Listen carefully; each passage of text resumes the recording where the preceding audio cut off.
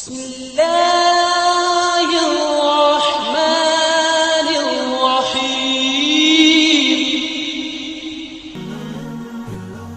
اعوذ باللہ من الشیطان الرجیم بسم اللہ الرحمن الرحیم۔ ماہ مبارک رمضان کے 5ویں دن کی دعا انتہائی مختصر سی توضیح کے ساتھ حاضر ہے۔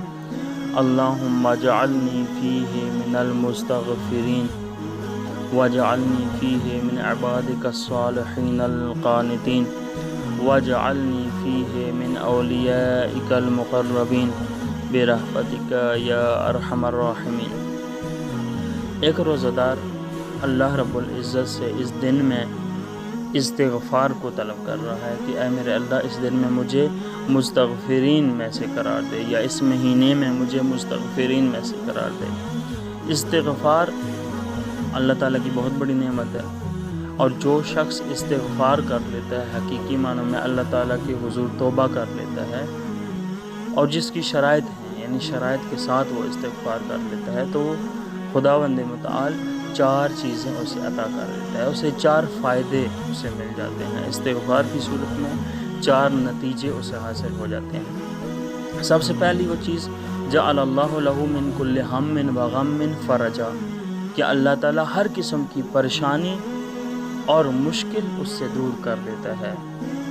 دوسرا وہ فائدہ کہ جو اسے استغفار کرنے والے کو حاصل ہوتا ہے، مستغفر کو حاصل ہوتا ہے، من کل خوف امنا، اسے ہر طرح کی خوف اور ہر طرح کے پریشانی سے امن میں لے آتا ہے، اس کے اندر سے خوف ختم کر دیتا ہے۔ وہ کسی سے ڈرتا نہیں ہے سوائے خداوند متعال کے۔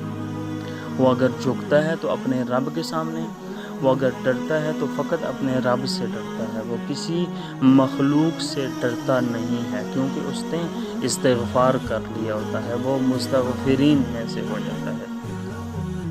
تیسرا فائدہ جو اسے حاصل ہوتا ہے من کل ضیق مخرجا، خداوند متعال اگر اسے گھر کی پریشانی ہے، صاحب خانہ کی طرف سے کوئی مشکل ہے، تو اسے گھر کے لیے آسانی پیدا کر دیتا ہے، اسے گھر عطا کر دیتا ہے۔ اگر واقعاً وہ گھر کی تلاش میں ہے، اسے نہیں مل رہا ہے، وہ پریشان ہے، تو وہ اس سے پریشانی سے نکل آتا ہے۔ چوتھا فائدہ جو استغفار کی وجہ سے ایک انسان کو حاصل ہوتا ہے، وَرِزْقُهُ مِنْ حَيْثُ لَا يَحْتَسِبُ، اسے گمان بھی نہیں ہوتا کہ میرا رزق کہاں سے آئے گا، اور ایسی جگہ جہاں اسے گمان اور فکر بھی نہیں ہوتی، وہاں سے اسے روزی خداوند متعال پہنچا دیتا ہے۔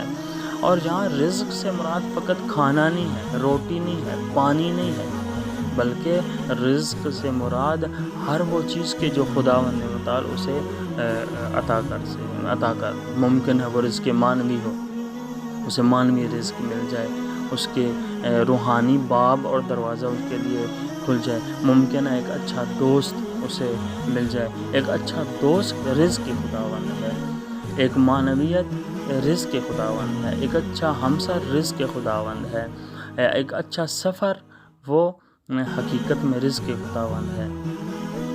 اور اس کے بعد کیا ہے، وَجَعَلْنِي فِيهِ مِنْ عِبَادِكَ الصَّالِحِينَ الْقَانِتِينَ، اللہ تعالیٰ سے روزہ دار مانگ رہا ہے کہ اللہ مجھے اس دن میں اپنے صالحین اور قانتین لوگوں میں سے قرار دے، صالح لوگوں میں سے قرار دے، جو واقعاً صالح ہوں۔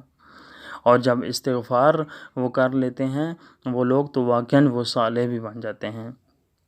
اس کے بعد وَجَعَلْنِي فِيهِ مِنْ أَوْلِيَائِكَ الْمُقَرَّبِينَ، اے میرے اللہ مجھے اپنے قریبی ترین اولیاء میں سے قرار دے، مقرب اولیاء میں سے قرار دے۔ اس میں شک نہیں ہے کہ انبیاء اور اوصیاء معصومین حقیقت میں وہ مقربین الہی ہیں، ان سے قریب تر خداوند متعال کے کوئی ہو ہی نہیں سکتا۔